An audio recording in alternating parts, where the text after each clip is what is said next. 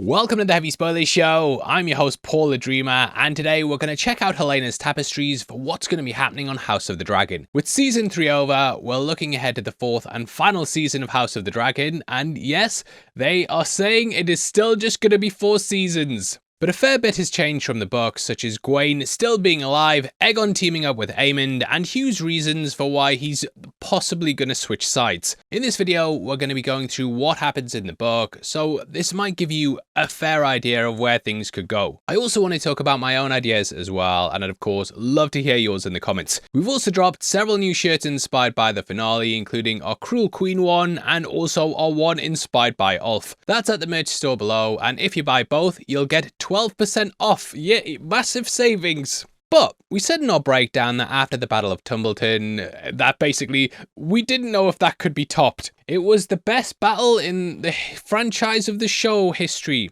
But that's where I want to start things off, as it proves to be a pivotal moment for both the book and show. Most plot points have been building to the Greens and Blacks finally having a huge battle, and this really delivered on that promise. In the past, it's been dragon versus dragon, stuff like Corlys's guys versus the Triarchy, but this was like the actual Greens and Blacks fighting. However, there are some changes from the book that will ripple out into season 4, just like the butterflies that George R.R. Martin wrote about in his infamous blog. In the book, there were actually 2 battles of Tumbleton, and the first was seen as a huge loss for Team Black. Rhaenyra's forces were defending the town and thought they were safe as they had the most dragons. They were very, very wrong though, as both Ulf and Hugh defected to the Greens. Now, it wasn't clear why they switched sides in the book, but it is thought that they either wanted better titles or they shit themselves when they saw the Greens' forces. And reality finally sunk in. Also, they were probably like, Ulf, it's happy hour over here, come get a beer. But I have to say as well that the book is more like a history textbook, and because of this you don't get like what the characters are thinking, what they're actually doing at the time. It's all kind of looking back on old accounts, witness testimonies, that sort of thing, and therefore you don't get the intent behind certain decisions. Now, the show does have its faults, and while I think it's made some bad additions, I also think it's made some good ones too, and it's added lots of things like Aegon's dream being something that's passed down the line of kings in Westeros. It's also allowed us to see Ulf slowly defect as he was sick of being treated like crap by Daemon. He was beaten in the street by him and then Aemond, and it made him do the best "fuck you, I quit" I've ever seen. However, in the book, he was a total brute, and this only got worse after the first Battle of Tumbleton. This is something that I can see happening in season 4, where he deals with the fallout of his hangover. Now, the Hightower remnants were actually so sick of the Turncloaks that they arranged to have them both killed. So expect that Ulf will fall foul of what became known as the Caltropes, and that he'll be killed by them for what he did in the finale. Jon Roxton found Ormond's burned body, and will clearly know this was carried out by Dragonfire. Hugh is a different case here though, as in the book Hugh is also a brute, but he believes he could be king. Now, this is because of a prophecy that reads, "And talk was heard in camp of a prophecy of ancient days that said, when the hammer shall fall upon the dragon, a new king shall arise, and none shall stand before him." Whence came these words remains a mystery, not from Hammer himself, who could neither read nor write, but within a few days every man at Tumbleton had heard them. So that's what happens with Hugh in the book, but personally, I think Ulf is more that kind of character, and he's been written as possibly having his eyes on the throne, and the show has made a big deal about his desire for better lands and titles. So maybe the Ulf will fall in this new prophecy. Now, the reason that I'm even bringing this up is because I suspect that there's different motivations for why Hugh's gonna defect. Like the whole dead wife thing. Now, we suspected that Hugh would defect after seeing Rhaenyra wanted to burn the town. However, he may blame her for his wife's death and then side with the Greens. His dragon is also snuggling up to Ulf's, and they clearly have some rapport for being assigned to the same post. Unwin Peake is also a major character that hasn't been introduced in the Tumbleton story, though he does play quite a big part.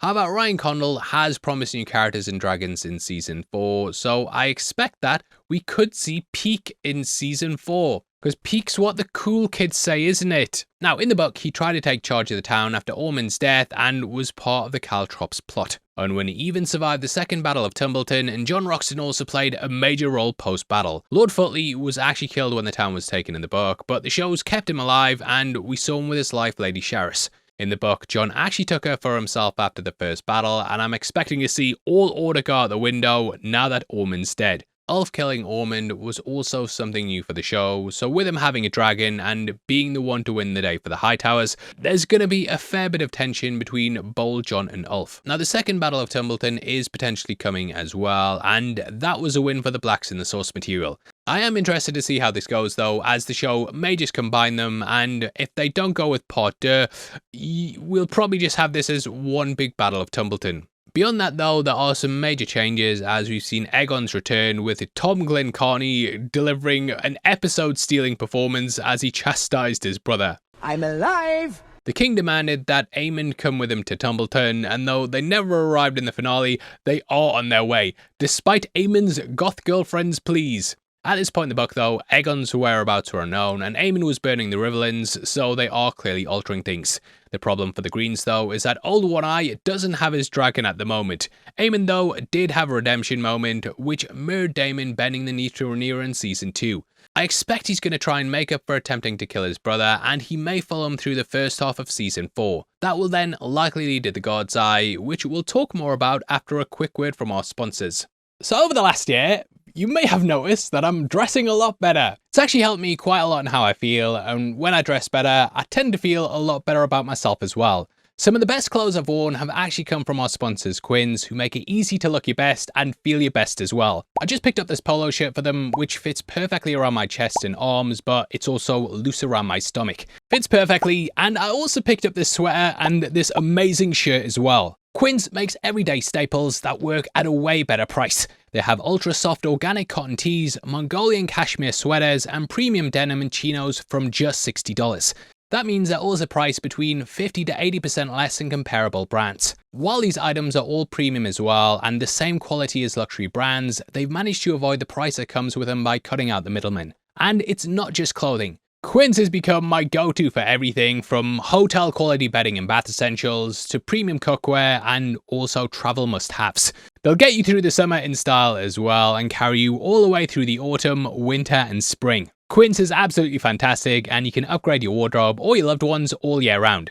Download the Quins app for app exclusive offers or go to quins.com/spoilers. Get free shipping on your orders and 365-day returns. It's now available in Canada and the UK too, so go to quins.com/spoilers and get yourself some outstanding clothing. You'll look fantastic. Now the God's Eye is a battle that's been set up ever since Season 1, and there's been tension since Daemon and Aemond almost fought after the toast to those very, very strong boys. It was only a compliment. Daemon then hired Blood and Cheese to kill Aemond after he killed Viserys, which ended up causing blowback on his wife. Alice also said that Daemon would die at Harrenhal, while Helaena was the one who delivered the news to Aemond. This was foreshadowing their showdown, which leads to both leaving the story. Now both of them experienced the spooky times at the castle, and both wanted to bang their mothers. Their hot-headed nature has gotten them into trouble and caused problems for their respective monarchs, and Daemon and Aemond are pretty much very similar names. As such, they've both been on a trajectory to face each other once and for all. In the book, Daemon went to Harrenhal and actually waited 13 days for Aemond to return, as he'd disappeared and basically gone to burn the Riverlands. This left just Alice at the Cursed Castle, and Sabitha Frey then went there to take it back. This is something that's been adapted into the show, which is why Sabitha pestered Rhaenyra about it and then was told to go and take it. That was left as a dangling thread, and I do think next time that we will see her doing it. He then arrives to find Alice and hides when Aemond returns. Either way, the God's Eye will happen, and we should see the princes fight high up in the sky. The dragon fights in Season 3 in general were pretty impressive, and I am expecting this to be a very, very big one. To kick things off, Aemond arrived with Alice, who was heavily pregnant, and because of that, I even wonder if we may have a small little time jump between the seasons, or if Season 4 will cover a longer period like Season 1 did. Vhagar had come at last, and on her back rode the one-eyed Prince Aemond Targaryen, clad in night-black armor chased with gold. He had not come alone. Alice Rivers flew with him, her long hair streaming black behind her, her belly swollen with child. Prince Aemond circled twice about the towers of Harrenhal, then brought Vhagar down in the outer wall, with Caraxes 100 yards away. The dragons glared balefully at each other, and Caraxes spread his wings and hissed, flame dancing across his teeth. During the Inside the Episode for the finale, Hugh Mitchell also mentioned how Aemond will need to choose between his duty to his brother and a life with Alice. So, I think that will be played up to pay off when he decides to leave Alice to go and fight Daemon. But the fight is very brutal in the book, and this led to both dragons and commanders being taken off the board. Daemon left from his dragon to stab Aemond through the eye, and both then fell into the water below, along with their dragons. Aemond's body then washed up on the show, but Dirty Daemon was nowhere to be found. Now in our season finale breakdown, we did predict that Daemon might actually run away after the fight to live with Rhaenyra, which was sort of touched upon in the source material. In the book, again, his body was never found, so there was the suspicion there. The show has changed Rhaenyra's story to match with Nettles as well, and in the work, Nettles and Daemon were thought to have a sexual relationship, but some also suspected it was more of a father and daughter thing. During the last moments of the Battle of Tumbleton, Daemon also looked horrified by the death and destruction of the war, and clearly didn't see the glory in what they'd done. So I think the guy might give it all up after killing Aemond, and he could end up going to look after Rhaenyra. But the battle really kickstarts the beginning of the end of Rhaenyra's reign, and I think that's likely where we'll go next. Speaking of her, Rhaenyra has experienced some very hefty changes to her character, and after being the most moral person on the show, she's finally given in to Daemon's way of tyranny and ruling with fire and blood. She had the High Septon killed, which was a very crazy thing to happen, and it shows she stopped trying to placate to the church. The Targaryens have basically had to feign interest in following the faith of the Seven, and Aegon did this as a way to unite the realm. It's like when you see politicians saying they're religious, but they have countless scandals and also clearly aren't religious. The Targaryens follow the old gods of Valyria though, but Westeros, like Europe in the Middle Ages, is deeply religious and it takes its faith very, very seriously. In the book, the city turned against her because of the overly harsh taxes and also what happened with Helaena. Both the book and show had the Greens hide the crown's gold, and in the source material, taxes were then levied. This then turned the citizens of King's Landing against the former realm's delight, with Rhaenyra now being called Maegor with teats. The show has referenced both the name and taxes, and the lack of funds has led to Torrhen Manderly being blamed by the small folk. It's as if I have been installed here as some sort of scapegoat. This then led to feces being smeared on the door of his home, but things are about to get a lot worse. Again, the public rose after Helena's death, which sent King's Landing into all-out riots. In the book, Larys Strong had returned to King's Landing and spread rumours that the Queen was behind the princess's death. So in the show, the public will probably hate her for killing their religious leader and then banging on about some danger from beyond the wall before Helaena was then dead. So, which, it sounds like a PR nightmare. The city is on a tinderbox due to Aemond's machinations though, so I think the public is just looking for a reason to riot. In the book, this then saw the rise of the shepherd, who became a religious leader to the disgruntled small folk, and he was a big figure in the riots. He showed up badly burned and preached against the Targaryens and said that the only way to stop them was to storm the dragon pit. Now, I did think Aemond might raise someone like that as part of his plan, and did even consider that Aegon could fit this part as well. I did see a great theory as well during a blurry-eye 6 AM Reddit scroll that Mysaria could be filling the role of the shepherd too, which we will see, but she begged Rhaenyra to keep the well-being of her citizens in mind when playing war. But the Queen decided she couldn't be asked to listen to petitions anymore, and with no hand, the small folks' plight went unheard. Mysaria thought that she could be a champion of the people in the court though, and asked Sylvie to bring her any issues that she'd heard. The White Worm was warned by the Madam that the Highborn will only ever see her as what she was before she came to court, and eventually this proved to be right. Mysaria knows the Queen has gone way too far though, and the lives of the small folk are in danger. So with Aemond now dead, she may take over the efforts to get rid of Rhaenyra. Hell hath no fury like a woman scorned, as they say, but not round here, cause I'm not sexist. I love both sides.